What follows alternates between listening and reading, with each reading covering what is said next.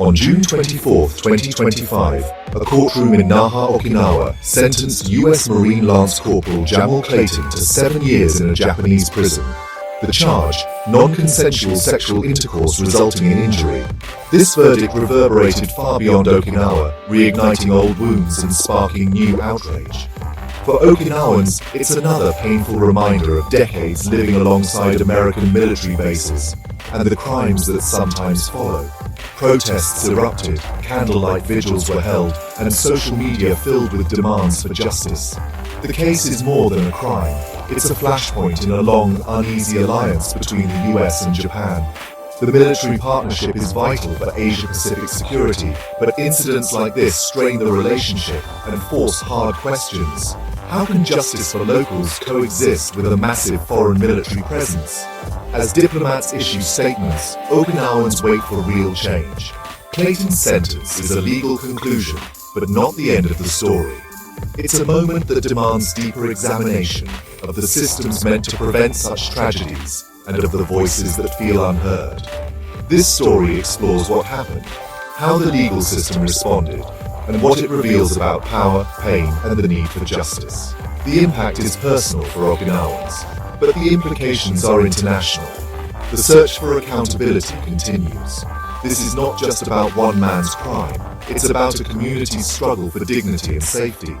The world is watching Okinawa, and the call for change is louder than ever.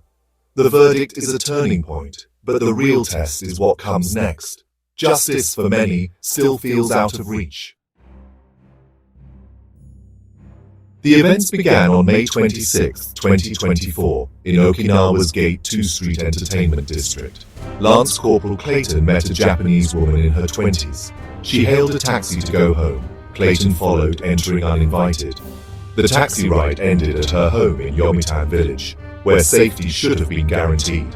Inside, Clayton choked her from behind until she lost consciousness. The court called it a vicious, life-threatening assault. While she was unconscious, he attempted to sexually violate her. When she stirred and resisted, he stopped, but continued his predatory behavior. The attack left her with serious injuries, blood spots in her eyes, bleeding in her mouth, requiring weeks to heal. The trauma extended far beyond the physical wounds. Japanese police quickly launched an investigation, gathering evidence and interviewing witnesses. Clayton, the US Marine who followed her home, was arrested. The legal process began, watched closely by both Japan and the United States. For the victim, it was the start of a long, difficult journey toward justice. For Okinawa, it was another chapter in a painful history. In sexual assault cases, the survivor's testimony is central. Protected by law, her identity remains private, but her voice became the heart of the prosecution. She stood before judges, recounting the trauma of being attacked in her own home. The courage required was immense, the emotional scars lasting. For Okinawa, her story symbolized a collective vulnerability, living alongside a foreign military force. The defense tried to undermine her credibility, suggesting inconsistencies and even a frame-up. Such tactics are common, shifting focus from the accused to the victim. Despite this, the court found her account credible and consistent. The judges and lay judges believed her, rejecting the defense's arguments.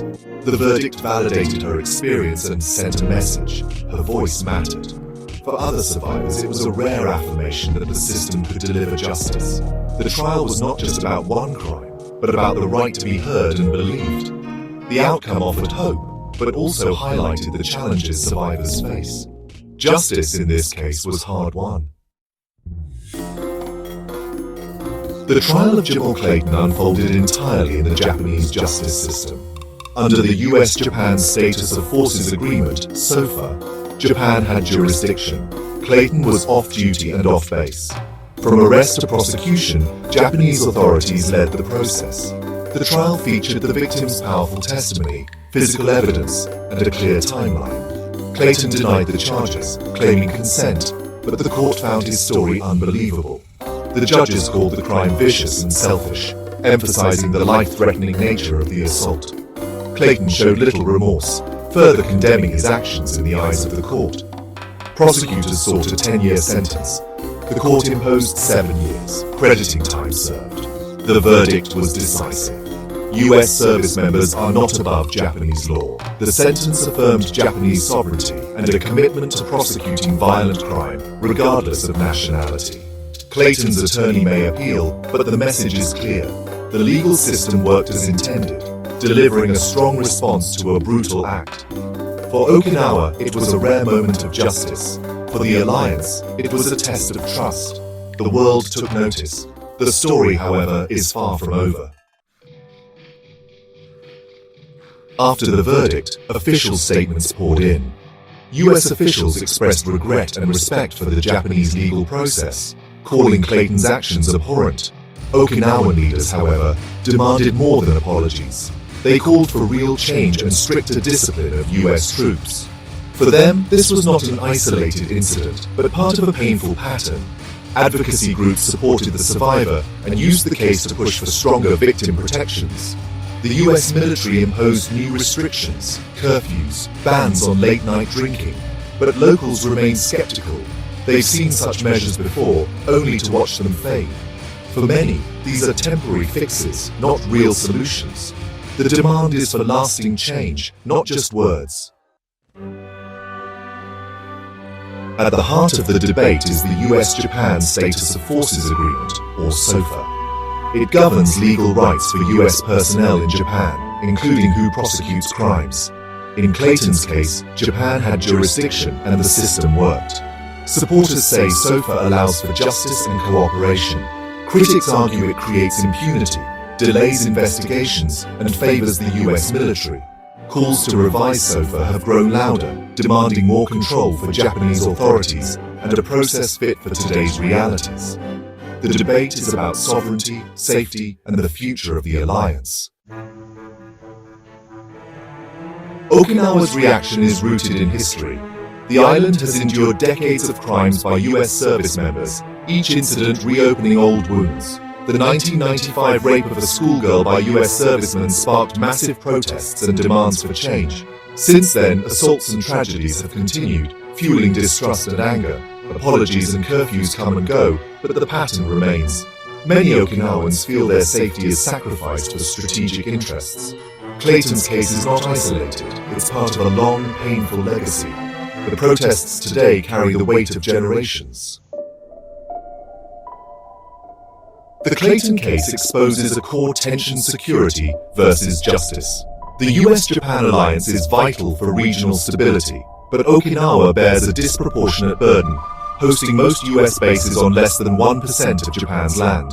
Residents face noise, accidents, environmental damage, and crime. The Japanese government must balance alliance needs with local grievances, often prioritizing the former. Many Okinawans feel abandoned, caught between Tokyo and Washington. Despite protests, major changes seem unlikely. The underlying conditions and the risk of future tragedies persist. The challenge is to find security that protects both nations and local communities. Clayton's sentence is a step toward justice, but true accountability requires more. Real change means preventing such crimes, not just punishing them. Okinawan leaders and activists call for a serious review of SOFA and a more balanced partnership. The US military must enforce zero tolerance for sexual assault and foster respect for host communities. International alliances have real human consequences. Security cannot come at the cost of local safety and dignity. The survivor's voice and Okinawa's must not fade from memory. The demand is clear: justice, accountability, and a future where such crimes are unthinkable.